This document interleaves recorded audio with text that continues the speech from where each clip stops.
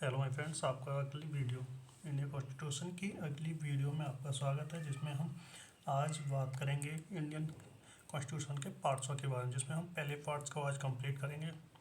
हमारा जो Indian constitution है उसमें टोटल 22 पार्ट्स यानी कि 22 भाग हैं, जिनमें आज हम पहले भाग यानी पार्ट फर्स्ट की बात करेंगे।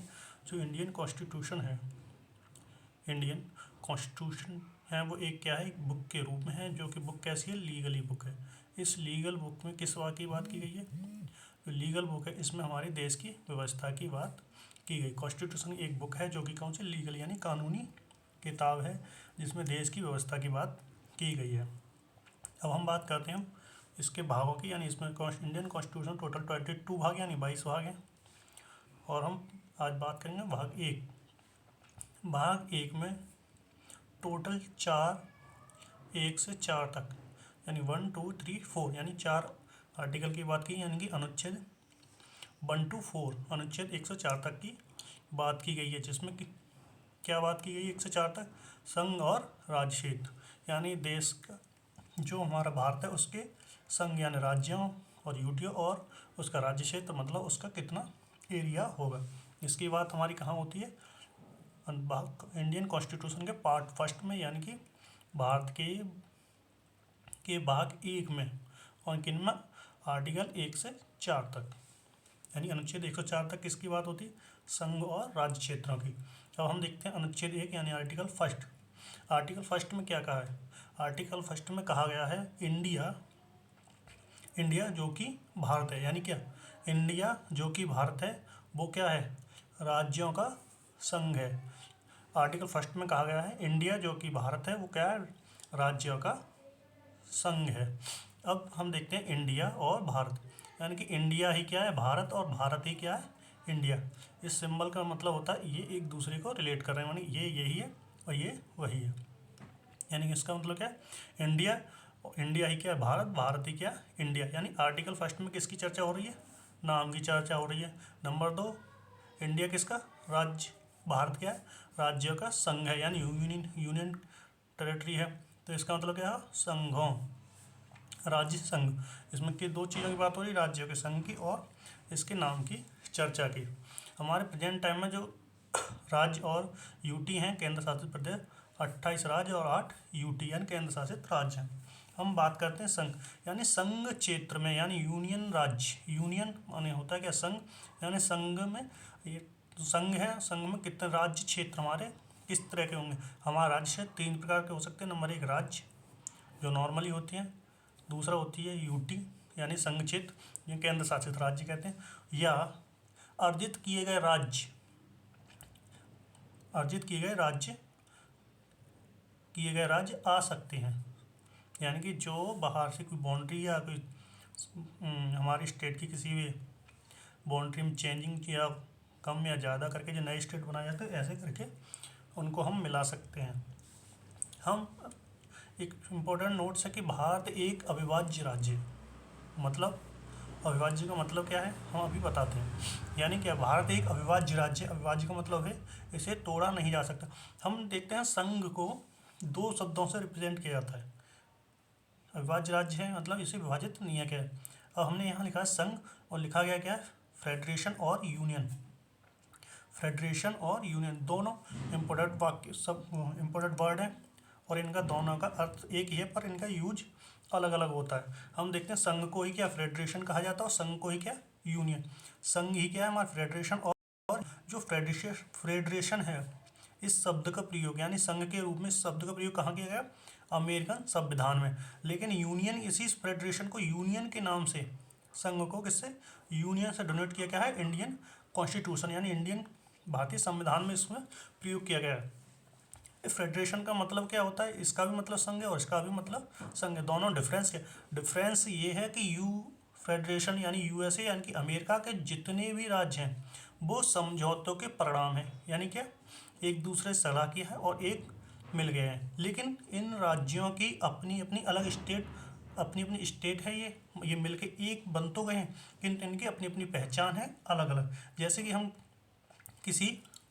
जैसे कि उड़द की दाल, मूंग की दाल और चावलों मिला के खिचड़ी बना सकते हैं, लेकिन खिचड़ी तो बन गई हमारी, इसमें चावल अलग हो जाएगा, चावल अलग कर सकते हैं और दाल भी अलग कर सकते हैं, लेकिन जब दोनों को मिला दिया जाए तो क्या बन जाती है हमारी खिचड़ी।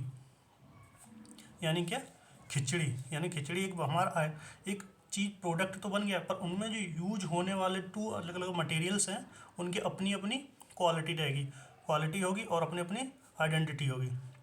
किंतु भारत में क्या है, भारत में यूनियन शब्द का प्रयोग क्या है, मतलब जो भारत के जो राज्य हैं वो समझौते के परिणाम नहीं है। मतलब जो राज्य मिल गए यानी वो मिल गए, समझौते परिणाम नहीं है।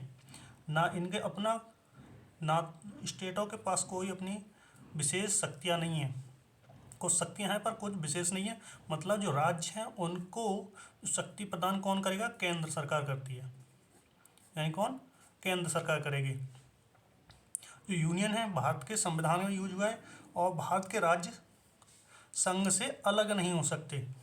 मतलब क्या, यूनियन का अर्थ क्या है, भारत के जो राज्य हैं, संघ हैं, वो एक दूसरे से अलग नहीं हो सकते। यानी कि जैसे कि हम दूध को पानी में मिला दें और अगर रुआवजा को मिला के एक शरबत बना सकते हैं, उस शरबत से हम ना तो रुआवजा को अलग कर सकते हैं, ना वाटर को अलग कर सकते हैं, ना ही दूध को अलग कर सकते हैं। यानी कि वो एक शरबत है, वो शरबत ही रहेगा। अगर एक क्वांटिटी कम है तो शरबत तो नहीं बनेगा, लेकिन अगर वो शरबत बन गया उसे हम अलग नहीं कर सकते, जिसे हम एक यूनियन के रूप में देख सकते हैं। मेरा जो शरबत एक एग्जाम्पल के तौर पे यूज किया है मैंने, और ये एक एग्जाम्पल के तौर पर किया गया है।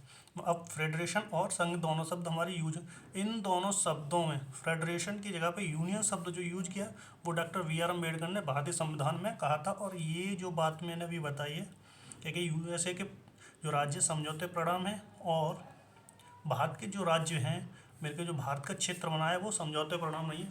ये बात डॉक्टर वी.आर. अम्बेडकर ने कॉन्स्टिट्यूशन असेंबली में कहा था। अब हम पहुंचते हैं आर्टिकल 2 यानी कि अनुच्छेद 2 पे। इम्पोर्टेंट है, इसमें क्या है, नए राज्यों का प्रवेश और स्थापना। आर्टिकल 2 में क्या लिखा गया है, नए राज्यों का प्रवेश होगा और स्थापना, यानी कि 2 नए राज्यों का प्रवेश होगा। जैसे सिक्किम 17वें संविधान संशोधन, सिक्किम 36 यानी 36वें संविधान संशोधन 1975 में क्या एक पूर्ण राज्य बना दिया गया था और यार भारत में शामिल करेंगे। लेकिन 35वें संविधान संशोधन द्वारा इसे सिक्किम को क्या एक संबंधित राज्य के रूप में ऐड किया गया था, जिसे 36वें संविधान संशोधन ने 1975 में से भारत का एक पूर्ण राज्य घोषित कर दिया था। यानी अनुच्छेद 2 में क्या है, नए राज्यों का प्रवेश हो और उनकी स्थापना। भारत के नए राज्यों और स्थापना कहाँ पर जानकारी मिलती है हमें, आर्टिकल 3 में, आर्टिकल 2 में। अब आर्टिकल 3 में देखते हैं कि आर्टिकल 3 में क्या कहता है, अनुच्छेद 3 में किसी राज्य के नाम में परिवर्तन, किसी राज्य के नाम में परिवर्तन, यानी किसी राज्य का नाम है तो उसके नाम में जो परिवर्तन होगा वो आर्टिकल 3 के तहत आएगा। दूसरा, क्षेत्रफल में परिवर्तन, यानी कि उसका किसी भी राज्य का क्षेत्रफल कम या ज़्यादा। कंडीशन, ये आंतरिक होगा, यानी कि ये हमारा इंडिया है तो इसके जो भीतरी राज्य हैं, जैसे ये हमारा राज्य, इनके एरिया कम, ज़्यादा या कम जो होंगे आर्टिकल 3 के अकॉर्डिंग होंगे। लेकिन जो 2 है ये कोई बाहरी राज्य आके मिलता है, बाहरी राज्य आके मिलता है उसके लिए है। आर्टिकल 2 किसके बाहरी के लिए यूज होगा और आर्टिकल 3 आंतरिक होगा, जो बाहरी, जैसे कि हमारा उत्तर प्रदेश से काट के उत्तराखंड बनाया गया, तेलंगाना भी बनाया है, ऐसे करके बहुत सारे राज्य बनाए जाते हैं। तो ये सब आर्टिकल 3 के तहत आते हैं। लेकिन इसमें 2 शर्तें यूज होती हैं, इसके परिवर्तन की जो शक्ति होती है और सांसद के पास में, इसमें 2 शर्तें होती हैं। नंबर 1, किसी राज्य के क्षेत्र या नाम में परिवर्तन करने के लिए हमें राष्ट्रपति की मंजूरी जरूरी होती है। नंबर 2, उस राज्य की विधानमंडल से स्वीकृति लेनी होती है। और जब इसमें इन दोनों स्वीकृति की आवश्यकता होती है, किंतु राष्ट्रपति इनकी स्वीकृति हाँ और ना का वेट करता है, लेकिन ये बाध्य, राष्ट्रपति इस चीज़ के लिए बाध्य नहीं है कि इनकी ही इच्छा, विधानमंडल की इच्छा चले, विधानमंडल की इच्छा चले। राष्ट्रपति की इच्छा है, वो जब चाहेगा तब चेंज कर सकता है, जब चाहे उसके क्षेत्रफल कम या ज़्यादा या उसके नाम में परिवर्तन कर सकता है। या और हम देखते हैं आर्टिकल 3 में क्या, दो राज्यों में मिलाकर एक नया राज्य स्थापना, यानी कि दो राज्यों को मिलाकर की सीमा में परिवर्तन जो हुआ किसे आर्टिकल 3 यानी कि अनुच्छेद 3 में होगा। और जो किसी राज्य में परिवर्तन या क्षेत्र में परिवर्तन की जो शक्ति है वो हमारे सांसद के पास है, यानी संघ सरकार के पास। कहाँ? संघ सरकार के पास। इसके पास दो शर्तें होती हैं, यानी राष्ट्रपति की मंजूरी होनी चाहिए, मंडल की भी मंजूरी होनी चाहिए। विधानमंडल की मंजूरी हो या ना हो, राष्ट्रपति की मंजूरी हम राज्य के क्षेत्रफल में और नाम में परिवर्तन कर सकते हैं। राष्ट्रपति इसके लिए बाध्य नहीं है कि विधानमंडल ने स्वीकृति दी है या नहीं। हम देख चुके हैं कि क्या कहते हैं, राष्ट्रपति बाध्य नहीं है, वो विधानमंडल की इच्छा के अपोजिट भी काम कर सकता है और उनकी इच्छा के अनुसार भी काम कर सकता है। अब हम देखते हैं आर्टिकल 4 यानी कि अनुच्छेद 4 में। अनुच्छेद 4 में क्या है? अनुच्छेद 4 में 2 और 3 क्या? आर्टिकल 2 और 3 में जो परिवर्तन होंगे, यानी कि 2 और 3 में जो भी परिवर्तन होंगे वो अनुच्छेद 368 यानी कि 368 के अंतर्गत नहीं होंगे। ये क्या बात हुई भाई? मतलब अनुच्छेद 4 कह रहा है, क्या कह 2 और 3 में जो भी परिवर्तन होंगे वो 368 के अंतर्गत नहीं होंगे, ये संविधान संशोधन में शामिल नहीं किए जाएंगे, यानी कि ये संविधान संशोधन में नहीं आएंगे। मतलब राज्य का किसी का नाम परिवर्तन, क्षेत्रफल में परिवर्तन या कोई नए राज्य की एंट्री होती है तो वो हमारे आर्टिकल 368 यानी कि 368 के अंतर्गत नहीं आएंगे और ये संविधान संशोधन में भी ऐड नहीं होंगे, यानी ये संविधान संशोधन नहीं होगा। हम देखते हैं कि हमारा जो भारत का संविधान है उसमें संशोधन 3 टाइप से किया जाता है। नंबर 1 साधारण बहुमत द्वारा जो आर्टिकल कौन सा 2 और 3 से रिलेटेड। नंबर 2 पे आता है विशेष बहुमत। नंबर 3 पे आता है विशेष बहुमत या 1/2 या मोर स्टेट की मंजूरी। 1/2 या मोर स्टेट की मंजूरी, यानी कि आधा या आधे से ज़्यादा राज्य की मंजूरी हो और विशेष बहुमत हो, तब हम संविधान में संशोधन कर सकते।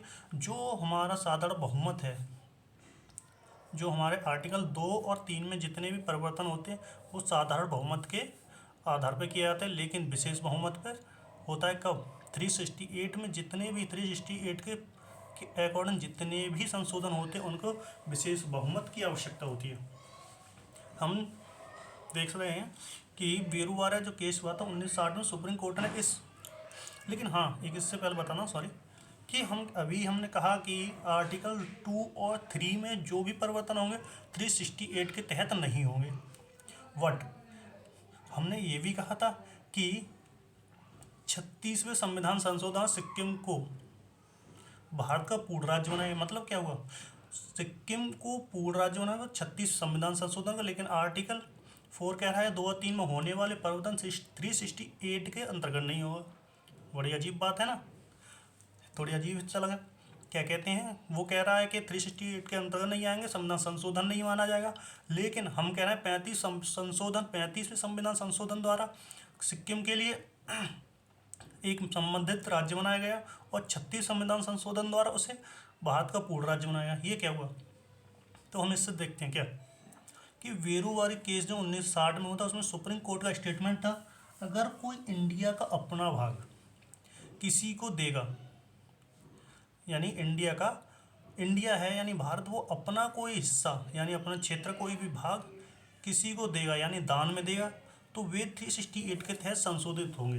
यानी भारत का कोई हिस्सा इंटरलेट टू आउटसाइड में, इनिशिएट आउट यानी इनसे आउटसाइड में जाता है, इंडिया से थोड़ा कोई हिस्सा कट के बाहर किसी स्टेट या राज्य में मिलता है, तो 368 के तहत संशोधित किया होगा, यानी 368 के तहत संशोधन होगा। तो संशोधन जैसे कि हम देखते हैं 100वां संविधान संशोधन जिसमें बांग्लादेश बना जो बांग्लादेश बना है वो 368 के तहत ही संविधान संशोधन हुआ था। अगर बांग्लादेश को भारत में मिलाया जाता तो वो 368 के तहत नहीं होता, वो अपने आप आ जाते हैं आर्टिकल 2 और 3 के अकॉर्डिंग हो जाता है। तो हमने इस वीडियो हमने देखा अपने इंडियन कॉन्स्टिट्यूशन का भाग 1 को। अब हम नेक्स्ट वीडियो देखेंगे इंडियन कॉन्स्टिट्यूशन के भाग 2 को। और इस ऐसे ही रिलेटेड वीडियो को देखने के लिए हमारे चैनल को लाइक करें, सब्सक्राइब करें। Thank you for watching.